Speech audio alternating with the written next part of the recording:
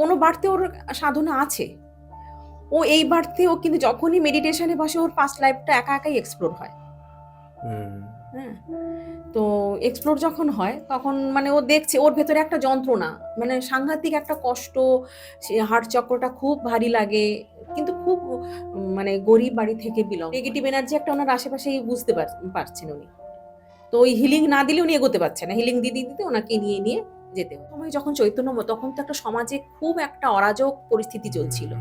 হ্যাঁ, মানে আমাদের মানে হিন্দু ধর্মকে কিন্তু রক্ষা করার অনেকটাই মানে কৃতিত্ব কিন্তু চৈতন্য মহাপ্রভু। ওই সময়ে যে সমাজের যে অবক্ষয়ের একটা মানে সময় ছিল, সেই সময় থেকে হিন্দু ধর্মকে রক্ষা করে আবার নিজস্ব জায়গায় প্রতিষ্ঠা করে আবার যে একটা সনাতন ধর্মের যে মানে অগ্রগতি, সেটা কিন্তু চৈতন্য মহাপ্রভুর হাত ধরে, মানে আমার প্রসেসের মাধ্যমে কমান্ড দিয়ে দিয়ে ওই জিনিসটাকে রিলিজ করানো হলো। এবং তারপর যখন আমি ডিভাইন লাইটের যে হিলিংটা যখন দিচ্ছি, উনি কিন্তু বলছেন আমার পায়ে আঙুলটা এতটুকু কোথাও আর মানে ওই ঘাড়ের ব্যথাও নেই, শরীরে যে যে জায়গায় ওনার ব্যথা ছিল সেটাও নেই, প্লাস ওনার হাড় মানে আঙুলগুলো যে একদম মানে মুড়তে পারছিলেন না, মানে কয়েকটা মাস উনি বেশ কষ্ট পেয়েছেন, সেই জিনিসটা থেকেও রিলিফ হয়ে গেল ইনস্ট্যান্ট। একটা শেষ ক্লায়েন্ট আর ওই যে ননদের শোল, ওখানে কম্পিটিটর দুজন দুজনের। হুম, এবং ও খুব এক্সপেক্ট করে যে ও মানে ওই এটাকে উইনার হবে ওই কম্পিটিশনে, কিন্তু যথারীতি হয়ে গেছে।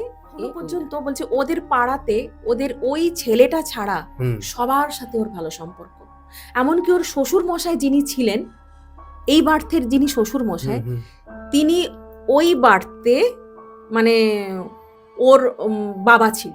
এই বার্থে তোমার সঙ্গেও তো নেগেটিভ কার্মা হলো, ওর মধ্যে একটা রাগ, ও ডিপ্রেশনে চলে যাচ্ছিল, ডিপ্রেশনে গিয়ে ওর একটা ট্রিটমেন্ট মানে ওর রীতিমতো মেডিকেল ট্রিটমেন্ট নিতে হয়েছিল ওকে। হুম, এখনো পর্যন্ত ওর মনে একটা যন্ত্রণা হচ্ছে যে আমার সঙ্গে কেন, বা আমি এত কেন সম্বন্ধটা আসে। বাড়ির লোক যে খুব একটা মানে চাইছিল তা নয়, বলে ওই যেন এত বেশি অ্যাট্রাক্ট হচ্ছে যে ওই ছেলেকেই বিয়ে করতে হবে, এরকম একটা কন্ডিশন।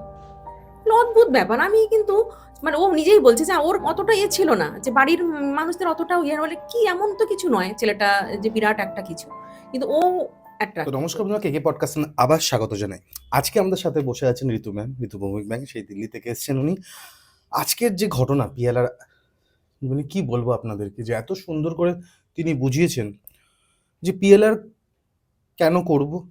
এমনি তিনি শেখানো, আপনারা যদি শিখতে চান বা করাতে চান আপনারা কন্ট্যাক্ট করতে পারেন। আমার যেখানে কথা শেষ হবে তারপর থেকে তার নাম্বার স্ক্রিনেই বাদিকে দেওয়া থাকবে। এবং এখানে কিছু কথা বলা হয়েছে, যেটা হচ্ছে যে সম্পত্তিটা এতটাই ইম্পর্টেন্ট, যেটা আমাদের কয়েকটা পুনর্জন্ম ধরে আসছে। সত্যি কি তাই? সেটাই কি মূল মোটিভ এখানে?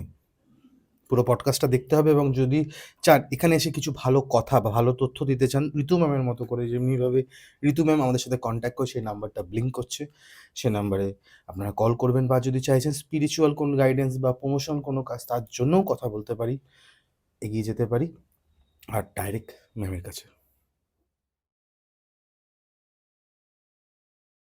কেমন আছেন ম্যাম? খুব ভালো। আবারও ওয়েলকাম আপনাকে। আর আগের পডকাস্টও তো ভালোই হয়েছে, হ্যাঁ, কর্ম নিয়ে হয়েছে এবং পিএলআর নিয়ে হয়েছে। তো আজকে আমরা আপনার কাছে কি পাবো সেটা যদি বলেন। দেখো পিএলআর এর গল্প তো অনেক, গল্প বললে হয়তো অনেকে রাগ করতে পারে, কিন্তু হ্যাঁ। মানুষের জীবনের অনেক মানে এই বার্থের সঙ্গে সব কানেকশন সব ওই পেছনেই তো লুকিয়ে আছে। তো ওই রকমই আমার কাছে একটা একটা মেয়ে এলো। তো ওর ম্যারিড লাইফ যথারীতি খুব প্রবলেম, ডিভোর্সও হয়ে গেছে। বলছে কেন এত সমস্যা কেন? ওটার ১ম কারণ ওটা ছিল। আর সবথেকে বড় কথা, ডিভোর্স হওয়ার পরও সে পেছন ছাড়ছে না। কন্টিনিউ ফেসবুকে ফলো করে যাচ্ছে। কোনো না কোনোভাবে ও ফিল করে যে আমার উপরও না কোনো না কোনোভাবে, অনেকের ধারণা যে তন্ত্রের হয়। কিন্তু আমি যেটা এনার্জিক্যালি চেক করলাম, আমি কিছু পাইনি। তখন আমি বলছিলাম যে ওরম কিছু ইয়ে নয়, ব্যাপার নয়। তুমি যেটা ভাবছো কারণ তাহলে তোমার এনার্জি তাহলে অন্যরকম আসতো। সেরকম কিছু আমি পাচ্ছি না, তোমার ওটা মনের ভয়। তো সেটা না হয় ঠিক হলো। তারপর যেটা প্রবলেম, মেয়েটার যখন ইয়ে হলো, পাস্ট লাইফে যখন নিয়ে যাওয়া হলো, খুব সুন্দরভাবে গেল। এবং গিয়ে ১ম এ তো দেখছে একটা বাড়ির মানে একটা পরপর একটা বয়স্ক মানুষ, পণ্ডিত, পুরোহিত টাইপের, এই জন্ম কিন্তু মানে ব্রাহ্মণ বাড়িরই মেয়ে। হুম। তো পুরোহিত পুজোর কাজ ফাজ করে, এরম উনি করেন। আর নিজের বাড়িতে যখন গেছে, বাড়িতে গিয়ে দেখছে এবং বলছে ওই বাড়িটা ও স্বপ্নেও মাঝে মাঝে দেখে। বলে আচ্ছা, এই তখন আমি কিন্তু আগে জানতাম না ওই বাড়িটা ও স্বপ্নে দেখে। যখন দেখছে তখন বলছে যে এই বাড়িটা আমি স্বপ্নে মাঝে মধ্যেই দেখি। এমনকি দেখছে বিছানাতে একটা সবুজ রঙের বেডশিট পাতা আছে, ওটাও দেখতে পাচ্ছে এর মধ্যে। হ্যাঁ, মানে এতখানি মানে ওই বাড়ি, ওর বুক শেলফ, টেবিল, চেয়ার, পড়ার জায়গা, সবকিছু একদম ডিটেলে। ঠিক আছে? এবারে দেখার পর এবার ওইখান থেকে এবারে যা হয় আমাদের সোল লেভেলে নিয়ে যাওয়ার একটা ব্যাপার থাকে। ওখানে যাওয়ার পর এবারে যেটা দেখলো যে এই বার্থের তুমি দেখো যে কোথায় কানেকশন, তোমার হাজব্যান্ড এই পার্সনই বা তোমার হাজব্যান্ড কেন, আর হাজব্যান্ড হয়ে যদি এসেও থাকে তাহলে এত টর্চারই বা কেন। টর্চার মানে একদম সাংঘাতিক রকমের টর্চার, ফিজিক্যাল লেভেলে টর্চার, মেন্টাল লেভেলে টর্চার, সবটাই। অথচ রীতিমতো কোয়ালিফাইড মেয়ে। হুম।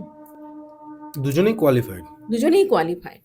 এবং ও আমাকে বলছে যে বলে দেখো দিদি, ওর সঙ্গে যখন সম্বন্ধটা আসে, বাড়ির লোক যে খুব একটা মানে চাইছিল তা নয়, বলে ওই যেন এত বেশি অ্যাট্রাক্ট হচ্ছে যে ওই ছেলেকেই বিয়ে করতে হবে, এরকম একটা কন্ডিশন। অদ্ভুত ব্যাপার। আমি কিন্তু মানে ও নিজেই বলছে যে ওর অতটা ইয়ে ছিল না, যে বাড়ির মানুষদের অতটাও ইয়ে, বলে কি এমন তো কিছু নয় ছেলেটা যে বিরাট একটা কিছু, কিন্তু ও অ্যাট্রাক্ট হচ্ছে ওর দিকে। যে মানে সেটা কিছুটা মানে লাভ ম্যারেজের দিকে টার্ন হয়ে গেল। হ্যাঁ, এবার বিয়ের পর যথারীতি অত্যাচারের বিয়ে শুরু হলো ওর সঙ্গে। বাড়ির মানুষের কারোর সঙ্গে সম্পর্ক রাখতে দেবে না, ছোট ছোট জিনিস নিয়ে আর খুব চেঁচাতো, সাংঘাতিক চেঁচানো, মানে অদ্ভুত রকম চেঁচাতো। এবং সেই জায়গা থেকে যখন পিএলআরে যাওয়া হলো, ও যখন ঢুকছে বলছে একটা বাড়ি দেখছে, বাড়ির মানে আগেকার দিনের এরম হয় না, ওই জমিদার বাড়ি টাইপের ওইরকম। গেটে একটা বড় তালা ঝুলছে। তারপর ও যখন গেটটা খুলছে না, তোকে আমরা তো এনার্জিক্যালি যে কোনো জায়গায় যখন যেতে পারি ওইভাবে ভেতরে নিয়ে যাওয়া হলো। ভেতরে যখন গেছে, গিয়ে দেখছে যে খুব একটা ইয়ে চলছে, গন্ডগোল চলছে, সাংঘাতিক, মানে একদম। এবার যখন কমান্ড দিচ্ছি বারবার যে চলো দেখো কি হচ্ছে কি হচ্ছে, বলছে আমার মাকে মেরে দেওয়া হয়েছে, প্রচুর লোকজন সবাই সেখানে, মাকে মেরে দেওয়া হয়েছে। বললাম তুমি দেখো তো মাকে চিনতে পারো, মাকে মানে এই বাড়িতে তোমার সঙ্গে কোথাও ইয়ে হয়? বলছে হ্যাঁ আমার পিসি, এই জন্মে আমার উনি পিসি। আচ্ছা, মারলো কে? দেখো কে মারলো, প্রথমটা দেখতে পাচ্ছে না, তারপরে দেখলো যে ওই জন্মে, ওই জন্মে ওর কাকা, এই বাড়িতে নয়, ওই জন্মে ওর কাকা। এবার আমি বলছি তাহলে দেখো মাকে মারলো কেন, কারণ কি, কারণটা খুঁজে বের করতে হবে। কারণ কি না, মায়ের সঙ্গে ওই কাকার একটা অবৈধ সম্পর্ক আছে। এবং মানে বারবার কাকা বলছে যে তখন মানে ওই যে ও তখন ছেলে ওই বাড়িতে, ওই ছেলে ওই কাকারই সন্তান। হ্যাঁ, এটা বারবার সে দাবি করছে। এবং ওইটা নিয়ে একটা ক্যাওস হতে হতে মারামারি এবং রক্তারক্তি, খুনাখুন, এরকম একটা ব্যাপার, খুন হয়ে যায়। এবারে যথারীতি কাকা তো ধরাও পড়ে গেছে। তখনকার দিনে জমিদার বাড়িতে এরম বাড়ির কেচ্ছা। হ্যাঁ, এবারে কি হয়, ছেলেটা তখন ছেলে মানে এখন যে মেয়েটার আমি পিএলআর করলাম, ও ওই বাড়িতে তখন ছেলে। ও কি করে তখন ধাক্কা দিয়ে, আরো বাকি লোকজন সবাই মিলে ধাক্কা দিয়ে ওকে একটা বাড়ির মানে একটা অন্ধকার ঘরে ওকে বন্দি করে দেওয়া হয়। এবং সেইখানে বেশ কয়েক বছর বেঁচে ছিল। এবং সেখানে শুধু খাবার দেয়া হতো ওকে। আমি বললাম যে বলছে ওর খুব রাগ আমার উপর। আমি বললাম শুধু কি এই কারণ? দেখো ওই ওর শেষ সময়টা দেখো কিভাবে ও শরীর ছেড়ে দিয়েছিল। কাকা চল একটা ক্রাইম তো করে ফেলেছে, তো মাকে মেরে দেওয়ার জন্য ওরা পানিশমেন্ট দিয়েছে সবাই মিলে। তখন তো জেলে দেওয়া, পুলিশে দেওয়া, এই ব্যাপারগুলো তো তখন ছিল না। আগেকার সময় যা হয়, নিজের হাতেই আইন সবার। এবার গেছে ওখানে, যখন দেখছে যে বলছে ওইখানে শুধু খাওয়ার আর জলটা দেয়া হতো। একটা অন্ধকার ঘর, মৃত্যুর আগে মানে মুখে রক্ত উঠছে কাকার, ইনফেক্ট মানে অসুখ হয়ে গেছে, কোনো খারাপ অসুখ হয়ে আমি তখন বলছি যে এই বাড়িটার ওর কোনো বাথরুমে যাওয়ার কোনো পারমিশন ছিল? মানুষ খাচ্ছে যখন তার তো প্রাকৃতিক ক্রিয়াও তো তার প্রয়োজন হবে। তখন বলছে যে খুব নোংরা ঘরটা, ভীষণ নোংরা। ওইখানেই মলমূত্র সব মলমূত্র ত্যাগ করতো এবং ওইখানেই তার মানে বেঁচে থাকার যে কদিন যে ক বছর বেঁচে ছিল ওইখানেই খাওয়া দাওয়া, ওইভাবেই সে শরীর ছেড়ে দেয়। এবং টার্গেট কে হয়? ওই ছেলেটা, যে ওকে ধাক্কা মেরে ওই বাড়িতে মানে বন্ধ করে রাখা হয়েছিল। ওই কাকা এই বাড়িতে হাজব্যান্ড। বাপরে। হুম। এবং সে রিভেঞ্জ নিতেই মানে নিচ্ছে ওইভাবে, সাংঘাতিকভাবে রিভেঞ্জ নিচ্ছে প্রত্যেকটা মানে মুহূর্তে। চেঁচানো বলছে, তখনও ওইভাবে খুব চেঁচাতো, এখনও ওইভাবে চেঁচায়। এইবার তোমার নেচার ওয়াইজ একই রকম ব্যাপারগুলো আছে। হুম। মুখের মিলটা নেই, মুখের না, ওটাও আছে। এবং ও ও তো সোল কানেকশন যখন তখন ও বুঝতে চিনতে পারছে না, চোখের মিল পাবে, অনেক কিছু মিল পেবে, ও ঠিক কানেক্ট করে নিতে পারবে যে ওই পার্সন এই পার্সন।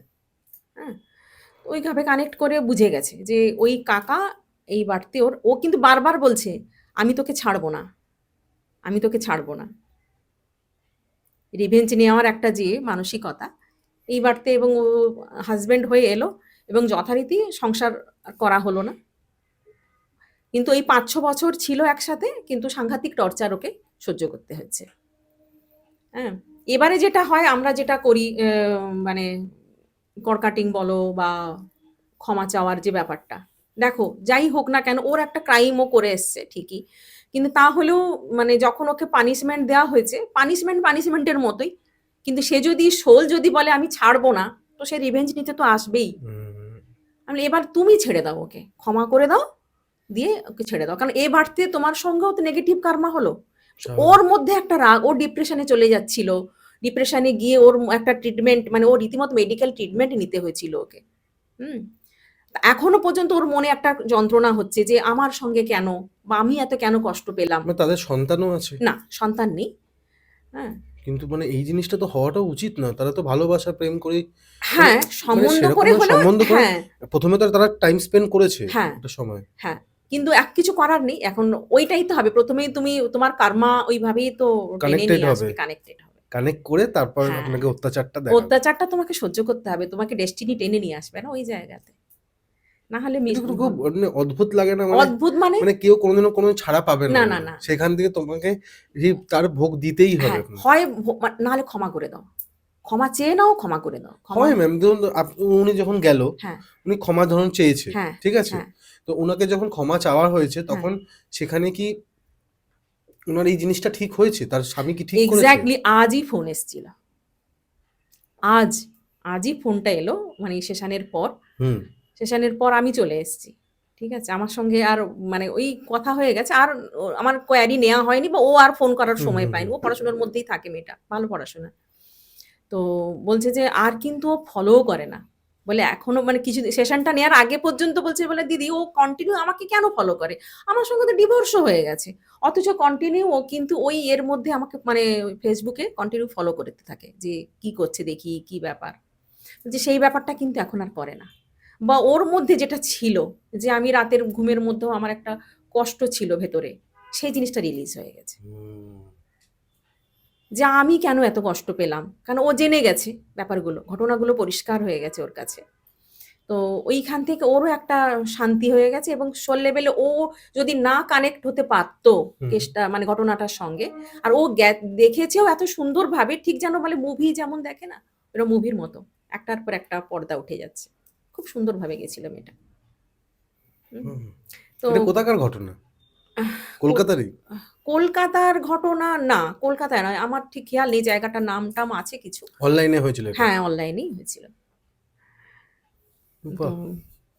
মানে মোটামুটি যেটা যখন ভালো আছে মানে ভালো আছে, সোজা কথা। ভালো যার কেস, সে যখন বলছে আমি ভালো আছি, আমি বেটার ফিল করছি, এবং সবসময় যেটা মনে হতো ও আমাকে কেন এত ডিভোর্স হয়ে গেছে মানে আর সম্পর্ক তো দ্বিতীয়বার জোড়া লাগার আর কোনো না। ব্যাপার নেই, অথচ পেছন ছাড়ছে না, কন্টিনিউ ফলো করে যাচ্ছে, ফেক আইডি থেকে কমেন্ট করা, এই ধরনের কারবার করে যাচ্ছে। তো সেই জায়গাগুলো টোটালি স্টপ হয়ে গেছে।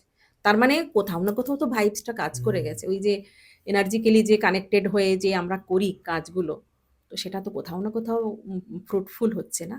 ম্যাম এরকম আগের বারে আমরা কয়েকটা কথা, অনেক রকমের কথা বলছিলাম যে আমরা নিজেরা যখন দেখতে যাই, হুম বা আমরা ধরুন কোনো কেউ দেখছে তাদের হুম ব্যাপারে, মিডিয়াম হিসেবে আমি কথা বলছি, তারা দেখতে পায়, তাদের অনেকগুলো পার্ট আমরা দেখতে পাই, হুম ঠিক আছে? এবার ধরুন দেখুন, আপনি যদি লজিক্যাল ভেবে দেখেন, ওই ম্যামটা হুম হুম ওনার স্বামীকে উনি ডিভোর্স দিয়ে দিয়েছে, হুম কিন্তু ভাবুন একবার, কোনো কারণ তো আছে যার জন্য ওনাদের মধ্যে ঝামেলা হচ্ছিল। কারণ আছে বলে ওই মাকে, আচ্ছা, মানে একটা বাহ্যিকভাবে বাহ্যিকভাবে কোনো না কোনো একটা কারণ আছে। বাহ্যিকভাবে বলছে এখনো পর্যন্ত, বলছে ওদের পাড়াতে ওদের ওই ছেলেটা ছাড়া হুম সবার সাথে ওর ভালো সম্পর্ক। এমনকি ওর শ্বশুর মশাই যিনি ছিলেন, এই বার্থের যিনি শ্বশুর হুম মশাই, হুম তিনি ওই বার্থে মানে ওর বাবা ছিল। হ্যাঁ, হ্যাঁ, ওই বার্থে যে মানে কোনো না কোনো ভাবে ওরা কানেক্টেড আছে। কানেক্টেড আছে, আমি সেটাই বলছি। ওই বাবা এই বার্থে as a father figure, hmm father figure, নামটা বদলে গেছে। বাবা ছিলেন এই বার্থে শ্বশুর মশাই। হুম হুম হুম। মানে যখনই হয়তো কখনো রাগারাগি হয়েছে, কান্নাকাটি করে হয়তো খাওয়া দাওয়া করেনি, বলছে তুই কেন খাসনি, সে তো গিয়ে অফিসে কাজ করে যাচ্ছে, তার তো তোর জন্য কষ্ট হচ্ছে না, তুই কেন না খেয়ে আছিস। বা বারবার ওকে বাপের বাড়িতে নিয়ে ফিরিয়ে দিয়ে যাওয়া, যখন ওর উপর টর্চার হতো খুব, যে তুই চলে যা, তুই এত পড়াশোনা জানা মেয়ে, তুই কেন এত কষ্ট করবি, তুই চলে যা। এই যে একটা মানে মেন্টাল একটা যে সাপোর্ট দেয়া, অ্যাজ এ মানে পুত্রবধূ ফাদার মানে ফিগার। সেও তো সন্তান সময়, হুম তো হুম। সেই সাপোর্টটা কিন্তু উনি দিয়ে গেছেন বারবার। না, আর আমার মনে হয় না কোনো না কোনো ভাবে এনারা যখন বিয়ে করছেন, আমি বর্তমান লাইফ হিসেবে বর্তমান লাইফ যখন তারা বিয়ে করছেন, তারা মনে হয় নিজেদের ব্যাপারটা না বলে না। আমার মন বলে, জানেন তো, তারা নিজেদের ব্যাপারটা বা তাদের ভুল ত্রুটিটা বলে না, কোনো না বলে কোনো নাই ভাবে তো। চেপে যায়, হ্যাঁ, যাতে বলে কি নাই হয় যে তো। ওনার তরফ থেকে যেন আমি দেখতে পাই হুম সবকিছু, হুম হুম যে আমার উপর অত্যাচারটা কেন হয়, মানে এটা আমার মনে হয়েছে, আমি জানি হুম না, হুম আপনি হুম হুম নিজের হুম এক্সপিরিয়েন্স থেকে আপনি বলবেন। হুম হুম ওনারা নিজে অন্যের তরফ থেকে বলে দেয়, এবার যখন আপনি যদি ওনার ব্যাপারে ঢুকতে যান, হুম দেখতে পাবেন যে ওনারও কোনো দোষ আছে বর্তমান লাইফ হিসেবে, বর্তমান লাইফে যেটা আপনি বললেন যে উনি সে আগের জন্মে তো দেখেই নিয়েছেন নিজে, দেখেই নিয়েছেন। যে নিজে কি করেছে। হ্যাঁ, হতে পারে সেটা এই বাড়তেও কিছু না কিছু কানেকশন তৈরি হবে। আছে। হ্যাঁ, কিন্তু এটা ঠিক যে ওর বাড়ির এখনো পর্যন্ত ওই মেয়ের এগেইনস্টে কোনো কারোর কোনো অভিযোগ নেই। হ্যাঁ? হুম হুম ওর শ্বশুরবাড়ির তরফেরও নেই, ওর হাসব্যান্ড ছাড়া। আর না বাপের বাড়ির তরফে তো থাকা না থাকাটাই খুব স্বাভাবিক ব্যাপার। হ্যাঁ? হুম। এমনকি পাড়া-পড়শিও বলছে বাড়ির, মানে ধরো যে একটা ডিভোর্সি মেয়ে অনেকেই একটু এখনো সমাজটা আমাদের কিন্তু সেই এতে নেই। না। এখনো একটা কোথাও একটা বাঁকা চোখ, কোথাও একটা কিছু কমেন্ট, বাঁকা কমেন্ট, হ্যাঁ? সেই জায়গাটাও কিন্তু ওইখান থেকেও লাকি। ওকে কিন্তু সেটা সাফার করতে হয়নি। হুম, সবাই ওর ফরেই বলে, এই মেয়ের সঙ্গে যদি অন্যায় হয় তো সে ছেলেটাই খারাপ। মানে এতটাই ভালো ইমেজ মেয়েটার। বাহ। তো সেই জায়গা থেকেও লাকি। একটা আ কেস যদি বলি, হুম, এক ভদ্রমহিলা আমাকে বললেন যে আমার বিয়ের পর থেকেই আমার ননদের সঙ্গে খুব একটা মিসআন্ডারস্ট্যান্ডিং এর একটা সমস্যা। মানে এক কথায় যাকে বলে পেছনে লাগা। শুদ্ধ বাংলায় যদি হুম। বলা হয় এরম। মানে কন্টিনিউয়াসলি প্রসেসটা আজ এত বছর ধরে, ওনারও ২ টো সন্তান। ছেলের একটা বড় ছেলে 11 এ পড়ে। তো ওনারও খানিকটা লাভ ম্যারেজ, খানিকটাই, পুরোটা বলব না, লাভ ম্যারেজ খানিকটা এরম। কিন্তু বিয়ের পর থেকে ঝামেলা শুরু। বিয়ের পর থেকে হাসব্যান্ডের সঙ্গে নয়, স্রেফ ননদের সঙ্গে। দজ্জাল ননদ। দজ্জাল ননদ সেটা বলতে পারি, বা কোনো কারণ ছাড়াই একটা লেগ পুল করা, একটা কে ছোট করতো এটা? ননদ, ছোট দেখানো, প্রত্যেকটা ব্যাপারে, আচ্ছা মানে কি বলবো? বললাম না ছোট দেখানো, সব ব্যাপারেই একটা ছোট দেখানো। আমি জানি সব, তুই তুমি জানিস এটা না। পারবে না, তোমার দ্বারা হবে না, না। হ্যাঁ? এটা তুমি আবার তুমি কি জানো? এরমভাবে প্রত্যেকটা মুহূর্তেই একটা ইয়ে করা। হয়তো সব কথা উনি বলতেও পারেন না। হুম সব হুম কথা হুম। একজন, যদিও আমি বলি যে ভাই হিলারের কাছে এলে না মন খুলে বললে ট্রিটমেন্ট হবে না। তো সেটা তো দেখতেই হ্যাঁ, পেয়েছি আজকে। সেটা তো আমরা মানে পেয়েই যাই এক্সাম্পল। তো আর কিন্তু তাও উনি অনেকটাই করে যেটা বলার বলেইছেন। তো যেটা দেখা গেল, মানে আমরা বলি লাস্ট বার্থের কমান্ড দেয়া হয় যে লাস্ট বার্থে গিয়ে তুমি ঢোকো। লাস্ট বার্থে যখন ঢুকছে, তখনও দেখছে যে একটা আর ওনার অনেক কোয়ারি ছিল, শুধু ওইটা নয়, আমার ওর স্পিরিচুয়াল জার্নি কি, কি ব্যাপার, যে অন্য কোনো বাড়তি কিছু আছে কিনা, কারণ উনি মা কালীর এনার্জির সাথে খুব কানেক্টেড ফিল করেন। ঘুমের মধ্যে ওনার স্বপ্নও আসে একটা ছোট বাচ্চা, এবং যেটা দেখেন সেটা হয়ে যায়। হ্যাঁ, বা এই ধরনের ব্যাপারগুলো উনি প্রত্যেক বছর বাড়িতে মা কালীর পুজো করেন। হ্যাঁ, এবারে আরো অনেক কিছু ব্যাপার থাকে, তার সঙ্গে এগুলো মেন এগুলো ছিল। এবার যখন উনি ইয়েতে গেছেন, ট্রান্সে যখন নিয়ে যাওয়া হলো, এবার ওইটা দেখছেন যে এক ভদ্রমহিলা শাশুড়ি ওনার। হুম, কিন্তু শাশুড়ি ওই রকম অত্যাচারী, যাকে বলে, খুব ইয়ে করছে, মানে প্ল্যান করছে ওকে কি করে মেরে দেওয়া যায়, কারণ ওর অনেক প্রপার্টি, ওকে মেরে দিতে পারলে ও মানে ওর সব সম্পত্তি ছেলে পাবা মানে ও পেয়ে যাবে, এরকম একটা মানে মনের ধারণা। হুম, অথচ ছেলে পেলে ওর কি লাভ হবে তাও জানা নেই, ছেলে তো ছেলে, আর ও তো মানে বুড়ি মানুষ, চলে যাবে এরকম। এবং কানেক্টেড করা গেল ননদ ওই শাশুড়ি হয়ে এসছে, এবং যথারীতি ওকে কিন্তু মানে কনস্পিরেসি করে ধাক্কা দিয়ে পাহাড় থেকে ফেলে মেরে দেওয়া হলো ওই বাড়তে। হ্যাঁ, হ্যাঁ, পাহাড় থেকে ফেলে মেরে দেওয়া হলো। হ্যাঁ, এই বাপ।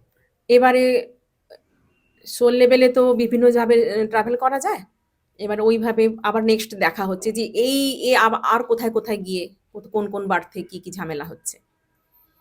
এবার কোনো বার্থে আরেকটা বার্থে যখন ঢুকছে, তখন দেখছে যে বিহারের কোনো গ্রাম হবে, সেই গ্রামে একজন খুব বুড়ি লাঠি টুকে টুকে যাচ্ছে, পিঠে একটা কুজের মতো আছে। হ্যাঁ, ঠাকুমা বলছে ও একটা নিজেকে দেখছে একটা ছটপটে একটা মেয়ে, খুব তার পড়াশুনো করার ইচ্ছা, কিন্তু ঠাকুমা পড়তে দেবে না, বলছে বিয়ে দিয়ে দেবো। হুম, তো সেই সব নিয়ে কান্নাকাটি, বাচ্চা মানুষ, ও পড়াশোনা করতে যাচ্ছে, এবং দেখা গেল ওই যে ঠাকুমা, ও এই ননদ ওই বাড়তেও, মানে ওই একই সোল এক বাড়তে এলো।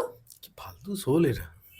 সেটাই বলছি, পেছন ছাড়ছে না না। হ্যাঁ, এক বাড়তে এলো ওই ইয়ে রূপে, শাশুড়ি হয়ে, হুম হুম খুব হুম, দজ্জাল শাশুড়ি, হ্যাঁ যাকে ধাক্কা মেরে ফেলে দিল, হ্যাঁ, মেরেও দিল। আর একটা বাড়তে এলো ইয়ে হয়ে, এই বাড়তে তো ননদ। হুম, আমি বলি তাহলে কোথায় নিয়ে যাব, আমি চলো আরও ব্যাকে যাই। হ্যাঁ, একটা সেশনের মধ্যেই চলছে কিন্তু। হ্যাঁ, আরও একটা বার্থ পেছনে যাওয়া হলো, তখন দেখছে ইংল্যান্ডের একটা কোথাও, সেখানে ও একটা লাল একটা ড্রেস পরে আছে, হুম, গাউন টাইপের, আর র্যাম্পে হাঁটছে। আর তখন আমি বলছি দেখো ওই ও ওই সোল কোথায়, এখানে এসছো যখন কোথাও তো কোথাও কানেকশন তো হুম, আছে, হুম, এমনি হুম, এমনি হুম। তোমাকে ইউনিভার্স ঢোকাবে না। তো যখন ঢুকছে বলছে ওই ওই সোল ওখানেও র্যাম্পে হাঁটছে ওর সাথে, সেও লাল গাউন পরে আছে, হুম, এবং মানে ওখানেও অ্যাজ এ কম্পিটিটার, মানে আমার যে ক্লায়েন্ট আর ওই যে ননদের সোল, ওখানে কম্পিটিটার দুজন দুজনের।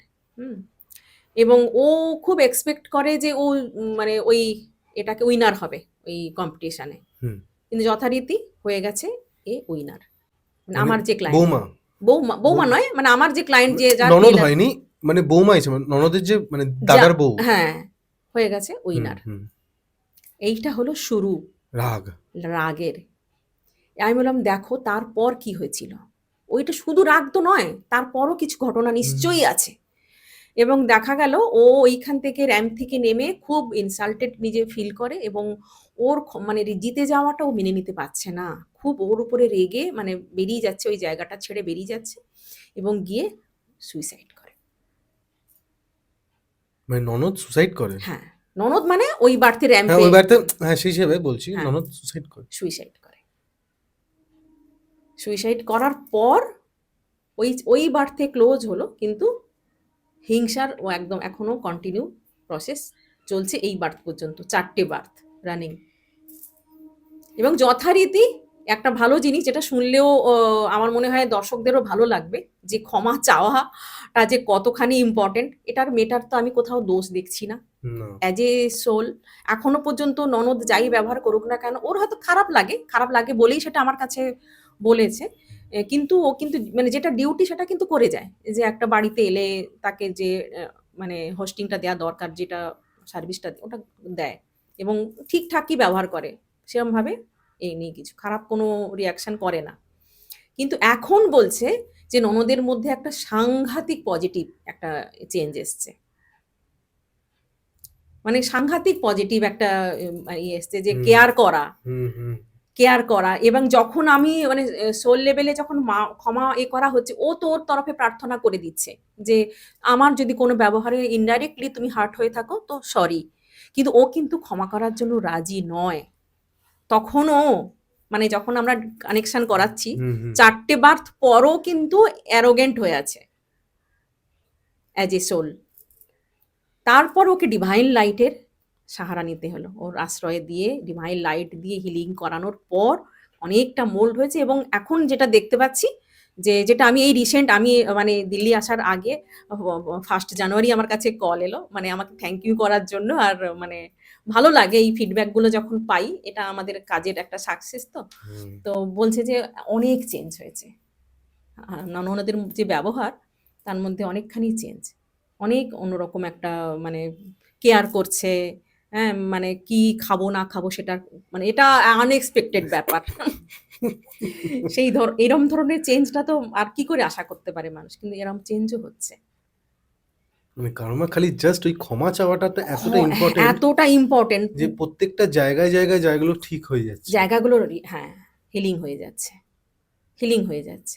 এবার তুমি যদি না করতে পারো, ওই যে ওই ডিভাইন লাইট দিয়ে হিলিং করানো হলো, হুম ওটা হুম ওটা তো প্যাসিভ ওয়েতেই হলো, কিছু করার নেই। এবার আমরা আমাদের তরফে ট্রাই করে গেলাম, ঠিক আছে, যদি সোল রিলিজ হয়ে যায় আমাদের তো কোনো অসুবিধা তো কিছু নেই, ডিভাইন লাইটই করে দিচ্ছে, আমরা হুম। চ্যানেল হয়ে যাচ্ছি মাত্র, আর কিছু না। আর ম্যাম ধরুন কেউ জানে না তো আমার পাস্ট লাইফে কি হয়েছিল, হুম সরি, তাহলে সে যদি ধরুন ঘরে বসে হুম সে দেখছে তার ননদ হতে পারে, যা হতে পারে, হুম হুম হুম যে কোনো তার লাইফের যে কোনো পার্সন হুম হুম তাকে আঘাত দিচ্ছে, হুম সে যদি ভগবানের সামনে যদি ক্ষমাটা চেয়ে নেয় যে হুম আমি মনে হয় আগের জন্মে এর কোনো ক্ষতি করেছি, সেই ক্ষমাটা আমাকে, আমি তোমার কাছে চাইছি প্লিজ ওই যেন সোলটা যেন ক্ষমা করে দেয় হুম আমাকে, হুম হুম আমি এই অত্যাচারটা নিতে পারছি না, তাহলেও তো হয়।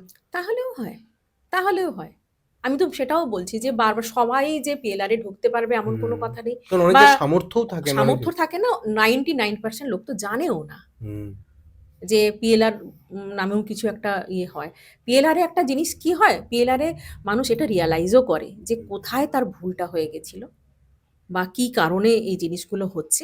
রিয়ালাইজ করলে তোমার সেই মানে স্টেজে তোমার তোমার আসতেও খুব সহজ হয়ে যায়, আসাটাও খুব সহজ হয়ে যায়। আর ওই ডাইমেনশনে একটা হিলিংও যেটা হচ্ছে, যখন ও ট্রান্সে যাচ্ছে একটা, ও একটা অন্য ডাইমেনশনে তো হুম যাচ্ছে, তো ওই ডাইমেনশনে যখন হিলিংটা হচ্ছে, হুম।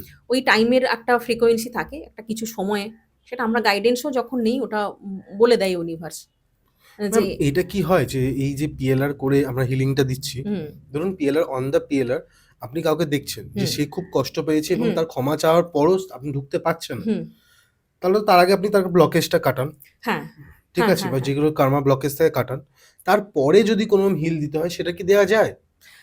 আর খুব দরকার পড়ে না।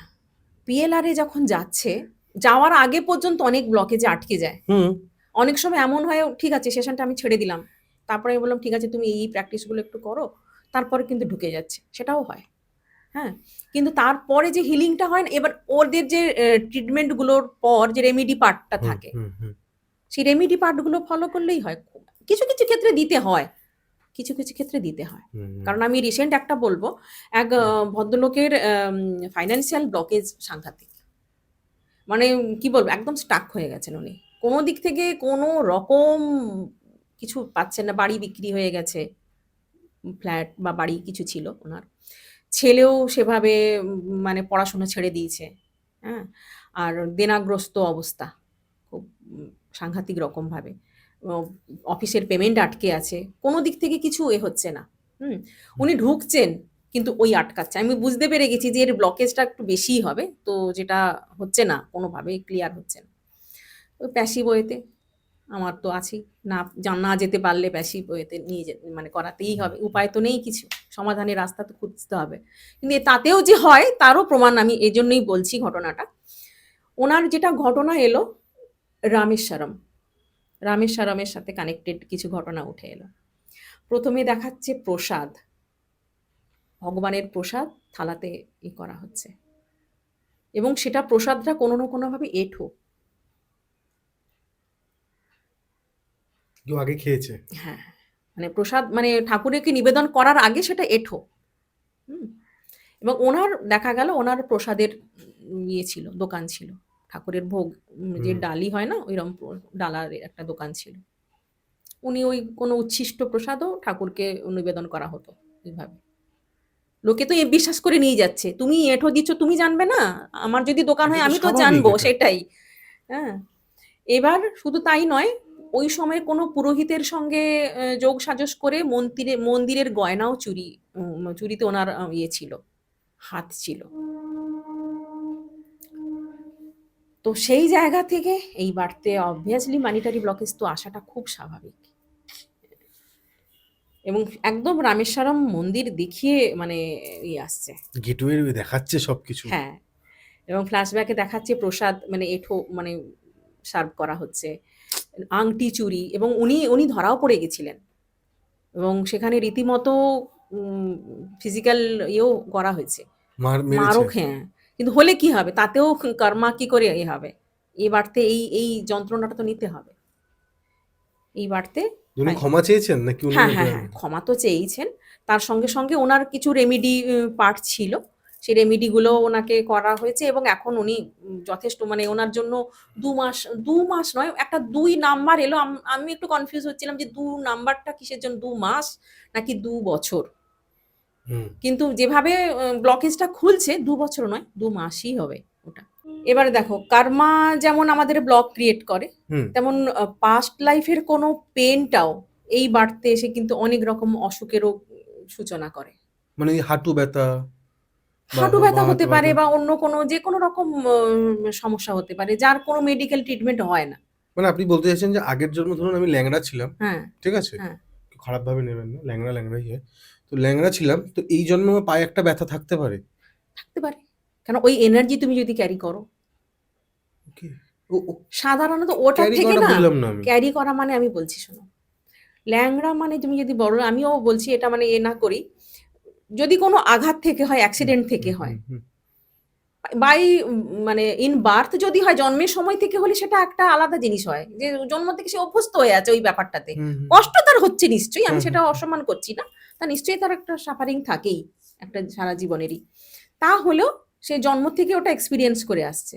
আর এটা কি হয়, ধরো ওটা তার কোনো হিলিং হয়নি ওই সময়, ওইভাবে তাকে শরীর ছাড়তে হয়েছে, কোনো অ্যাক্সিডেন্ট, সেটা ধরো ধরো কেন, এটা একটা ঘটনাই আমি বলছি।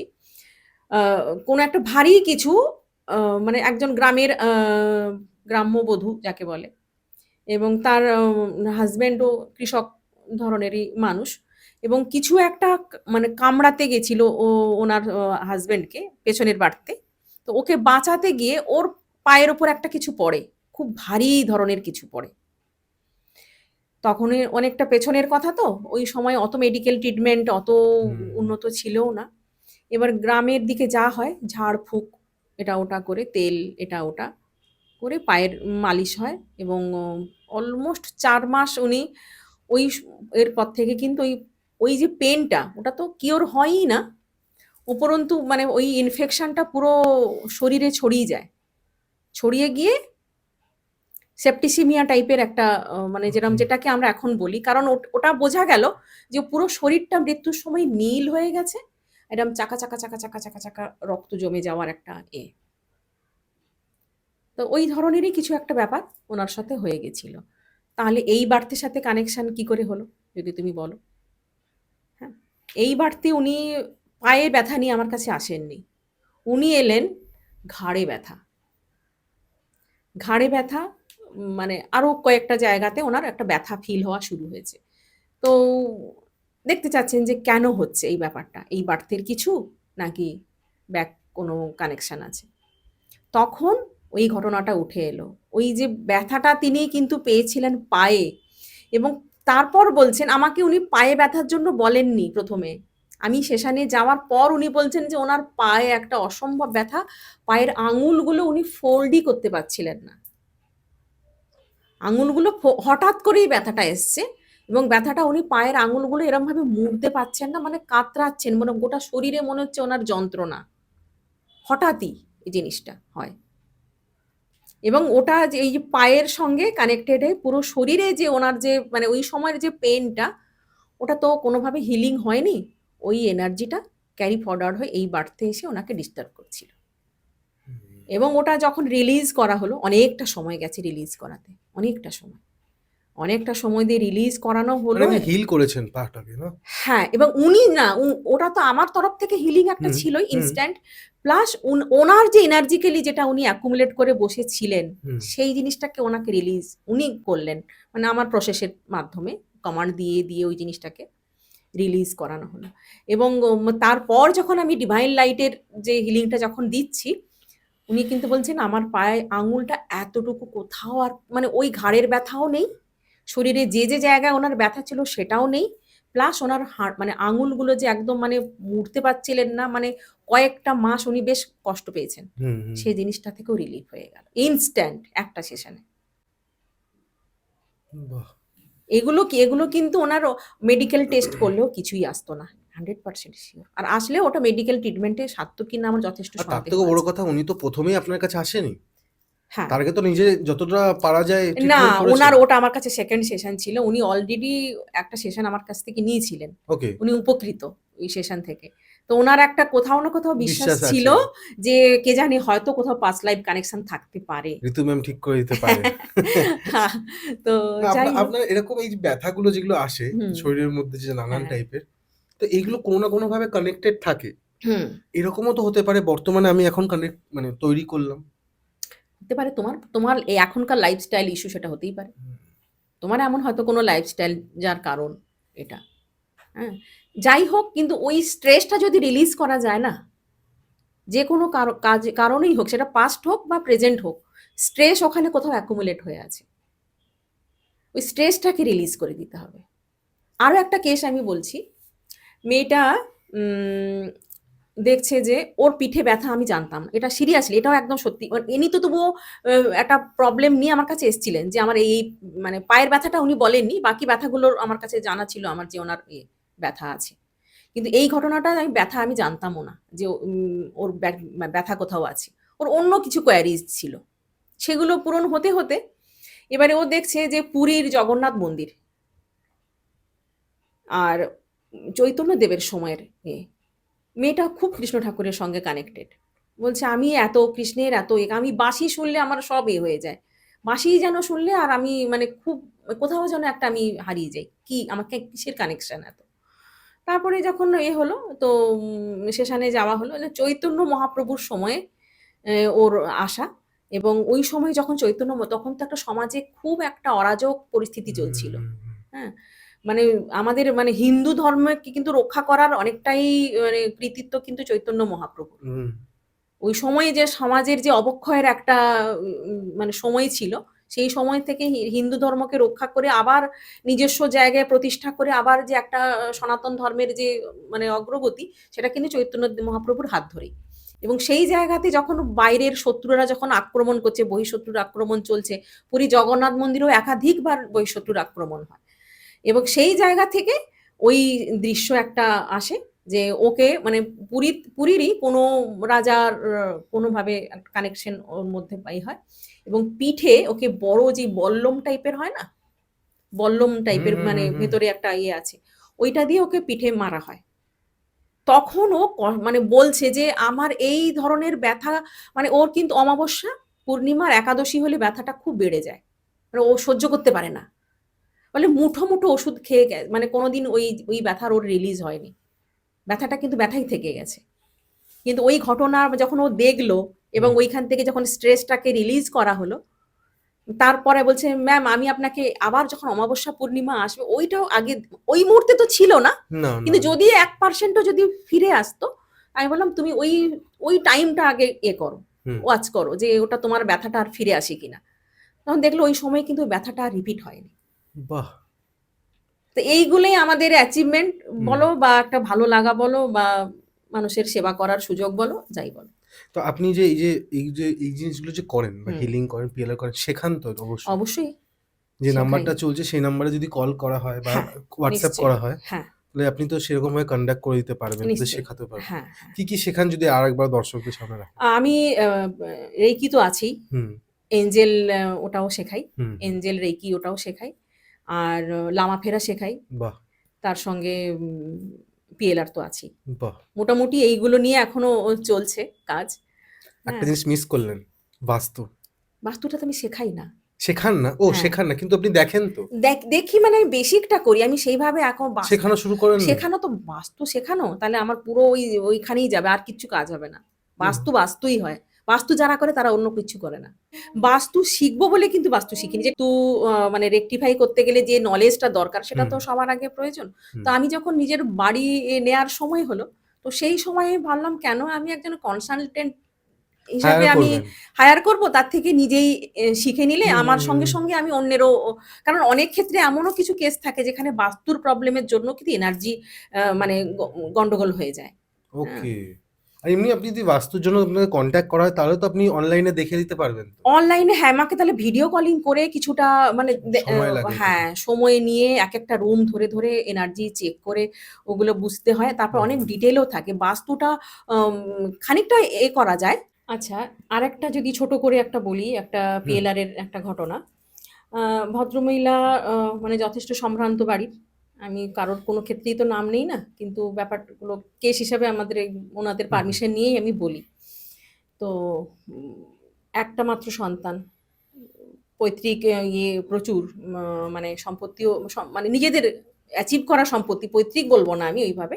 উনারা সেলফ মেড পারসন বলতে যা বোঝায় না সেই হুম, রকমই। খুব মেহনত করে আজকে অনেক উঁচু জায়গায় পৌঁছে গেছেন। মানে সমাজে যেটাকে আমরা বলি বেশ প্রতিপত্তিশালী, অর্থবান একটা ফ্যামিলি এবং বাড়ির স্বাভাবিকভাবে এক ছেলে। ছেলের বিয়ে হয়েছে। ছেলেটাও খুব মানে কি বলবো শান্তশিষ্ট টাইপের। এবারে বিয়ের পর যথারীতি বৌমা আর বাড়ি মানে কোনো না কোনো ইস্যু দিয়ে আর বাড়িতে থাকে না। বাপের বাড়িতে থাকে এবং একটা নাতনি সেও বাপের বাড়িতে ওর মায়ের সঙ্গেই থাকে। অ্যাজ ইউজুয়াল যেটা হয় এবং ছেলে মা-বাবার সঙ্গে থাকে কিন্তু ওই ব্যালেন্স করতে মাঝে, মাঝে বউয়ের সঙ্গে গিয়ে থাকতে হয়। সপ্তাহে ২ দিন ওখানে থাকে। বাকি সময়টা হয়তো বাড়িতে মা-বাবার সঙ্গে থাকলো এরম কন্ডিশন। তো স্বাভাবিকভাবেই ওনার একটা ছিল যে কেন এরম হচ্ছে ওনার সাথে। আর উনি অ্যাজ এ পারসন ভালো মানুষ। ভালো মানুষ। যেটাকে বলে ভালো মানুষ তো ভালো মানুষই। তো তাহলে কোথাও না কোথাও তো পাস্টের কানেকশন আছে। নাহলে এই জিনিস ওনার সাথে ওনার ওর জন্যই একটা যে আমার সঙ্গে অ্যাডজাস্টমেন্ট এর কারো অসুবিধে হওয়ার কথা নয়। উনি ওনার শাশুড়ির সঙ্গে খুব মানে মানে কি রাশভারী টাইপের মানুষ ছিলেন শাশুড়ি। একটু রাগীও ছিলেন। উনার সঙ্গে অ্যাডজাস্ট করে খুব সুন্দরভাবে একটা জীবন কাটিয়ে এসছেন। আর অ্যাজ এ শাশুড়িও উনি ভালো মানুষ। মানে ওনার অবশ্য এটা ধারণা হয়তো হতে পারে ছোটখাটো কিছু ভুল ত্রুটি মানুষের থাকতেই পারে। কিন্তু সেটা নিশ্চয়ই চলে যাওয়ার মতো নয় যে বউ বাড়ি ছেড়ে চলে যাবে। ওখানে গিয়ে থাকবে বাপের বাড়িতে, এরমও নয়। তো তারপরে দেখা গেল যে মানে কিছু তান্ত্রিক ইয়েও ছিল। কারণ উনি যখন ঢুকছেন উনার বারবার শরীর ভারী হচ্ছে এবং ওইখানে ইনস্ট্যান্ট একটা হিলিং দিতে হচ্ছে। কারণ মানে শরীরের মানে লোয়ার পার্ট ভীষণ ভারী হয়ে যাচ্ছে, হাতে যন্ত্রণা শুরু হয়ে যাচ্ছে। কারণ নেগেটিভ এনার্জি একটা উনার আশেপাশেই বুঝতে পারছেন উনি। তো ওই হিলিং না দিলে উনি এগোতে পারছেন না। হিলিং দিতে ওনাকে নিয়ে যেতে হচ্ছে। তো দেখছেন। তো তারপরে যেটা হলো কি মানে কোনো বাড়তে আম মানে ওই যে মানে এখনকার মানে যে ছেলের যে স্ত্রী ওকে প্রেগনেন্ট অবস্থায় ওকে বাড়ি থেকে বের করে দেওয়া হয়েছিল। কেন কি? মানে উনার মানে স্ট্যাটাস ওইভাবে উনিও তখনও বড় বাড়ির বউ ছিলেন। কিন্তু ওই অবস্থায় মানে ওই গরিব বাড়ির ছেলের বউ উনি ঠিক মানে মেনে নিতে পারছেন না ওই ব্যাপারটাকে। এই ব্যাপার। হ্যাঁ, এবং প্রেগনেন্ট অবস্থাতে উনি করে দিয়েছিলেন ছেলের বউকে বাড়ি থেকে। মানে এমন একটা সিচুয়েশন তৈরি হয়েছিল সেই বাড়িতে ওনার এই বাড়ির হাসব্যান্ড, ওই বাড়ির হাসব্যান্ড একই মানুষ। হুম। উনি ওই বাড়িতেও ঠান্ডা মানুষ, এই বাড়িতেও ঠান্ডা মানুষ। কিন্তু কেন করলেন এটা? ওই গরিব বাড়ির একটা মানে কি বলবো অহংকারের একটা ছিলই। তো উনার এটার ফলে তো উনার একটা প্রভাব পড়েছে কি বর্তমান? স্বাভাবিক এখন তো সেই ছেলের বউ তো এখন থাকছে না উনার সাথে। উনিই একটা সময় বের করে দিয়েছিলেন। হুম, হুম, হুম। এখন ওই ছেলে ডিনাই করে যাচ্ছে আমি তোমার সাথে থাকব না। এখন উনি সম্ভ্রান্ত কষ্ট ফ্যামিলির পাচ্ছেন। একটা ওইটা একটা মান সম্মানের জায়গা লেগে যাচ্ছে। হ্যাঁ, সম্ভ্রান্ত বাড়ির বউ, এবারে হুম তার বাড়িতে যদি একটা খুব একদম এ বাড়ির মেয়ে আসে, তখনকার সময় তো উনি সেভাবে মেনে হুম নিতে পারেননি। তো উনি বের করে দিয়েছিলেন বাড়ি থেকে, এবং মেয়েটা কিন্তু খুব মানে কি বলবো, একটা সময় কষ্টও পেয়েছে। অন্যাভাব মানে অন্যের যে কষ্ট, সেই কষ্টটাও ভোগ করতে হয়েছে। কোনো রকমভাবে উনি কোনো হেল্প করতে পারেননি ওই সময়, মানে চাননি আর কি, পারেননি বললে বলা ভুল হবে, চাননি। তো সেই কার্মা এখন ফিরে এসে, সেই ছেলে আবার ফিরে এসছে ছেলের বউ হয়ে, ওই মেয়ে ফিরে এসে এখন ও কিন্তু নাতনি আর আলাদাই থাকে, মানে একসঙ্গে তো আর থাকে এটাতে না। হিলিং হয়নি ম্যাম? হিলিং এখন সময় লাগবে। সরিটা বলেছেন উনি? হ্যাঁ, হ্যাঁ, সেটা করানো হয়েছে। সেই এক্সারসাইজটা করানো হয়ে গেছে, এবং বলাও হয়েছে ওনাকে যে আপনি রেগুলার ওটা হুম চালিয়ে যান। যতদিন না আপনার পরিস্থিতি ঠিকঠাক হচ্ছে, হুম ততদিন তো করে যান। ওর তো শোল কষ্ট পেয়ে গেছে না? তো সঙ্গে, সঙ্গে ক্ষমা কি করে দেবে? আর ও ক্ষমা করছিলও না। ও দাঁড়িয়েছিল চুপচাপ। শুনে যাচ্ছে, কিছু করছেও না। ওকে ওই ডিভাইন লাইট দিয়ে, এবং সময় লাগবে। যেটা দেখাচ্ছে ৬ মাস মতো সময় লাগবে। দেখা যাক, সময় বলে দেবে। এর জবাব সময়ের কাছে আছে। কিন্তু মানে সমস্যাটা এখনো খুব বিরাট একটা ইমপ্রুভমেন্ট এখনো, এটা আমি হুম এই মুহূর্তে আসছে না। কারণ সময় লাগবে, যখন বলেই দিয়েছি ইউনিভার্স একটু ব্লকেজটা কাটতে সময় লাগবে। এক্সারসাইজটা উনি করছেন, ক্ষমা প্রার্থনা রোজই করছেন। এবার দেখা যাক, সময় বলে দেবে এর হিলিংটা। আশা করি হবে, যখন হ্যাঁ সবার হচ্ছে, আশা করা যায় ওনারও সবারই হবে। হবে, ওনারও হবে। কারণ এই বাড়তে কিন্তু উনি ভালো মানুষ, কষ্টও পাচ্ছেন। হ্যাঁ, কিছু করার নেই, ওই বাড়তের কর্ম তো ছাড়বে না, না? কোথায় যাবে? থ্যাংক ইউ ম্যাম আমাদেরকে এতটা, হুম, হুম। মানে ছোট ছোট লাস্টের দিকে ছিল, মাঝখানটা একটা বড় ছিল, কিন্তু সেটার থেকে আমরা আশা করবো দর্শকরা দেখে আপনাকে কন্ট্যাক্ট করবেন এবং এই জিনিসগুলো ক্লিয়ার করে নেবেন বা এগুলো ক্লিন করে নেবেন হিলিং এর দ্বারা বা ধরুন হুম, পিএলআর এর দ্বারা। হুম। আর আপনার যদি কিছু বলার থাকে, কিছু বাকি থেকে থাকে কথা আপনি রাখতে পারেন। বাকি থাকা মানে আমি বলছি, ওই আবার আমি রেইকিতে ঢুকবো। রেইকি দিয়েও এখন মানে যারা আমার কাছে হিলিং সেশন নিয়েছেন, হুম হুম তারাও এখন ঘুরে ফিরে রেইকির হাত ধরছেন। হ্যাঁ, বা মানে রেইকি যে দিয়ে। একবার এসছে সে সেকেন্ড টাইম আসছে। হ্যাঁ, এবার হ্যাঁ, একটা কথা, হঠাৎ একটা ঘটনাও মনে পড়ল। ওর যদিও এখনো পিএলআর হয়নি, করা হয়ে ওঠেনি। কিন্তু ও ওই মানে আমার স্টুডেন্টই।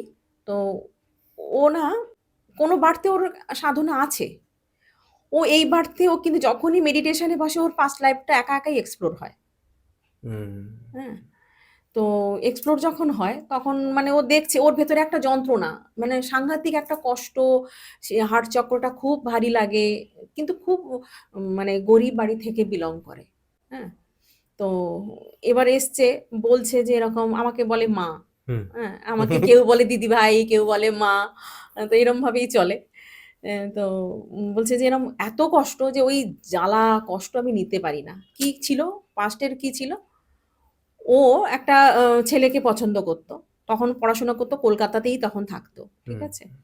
এবং যখন দেখছে যে ছেলেটার সঙ্গে ওর সম্পর্কটা মানে ম্যাচিউর হওয়ার নয়, হুম হুম ও কোনো না কোনোভাবে ও বিষ খায়, সুইসাইড করে।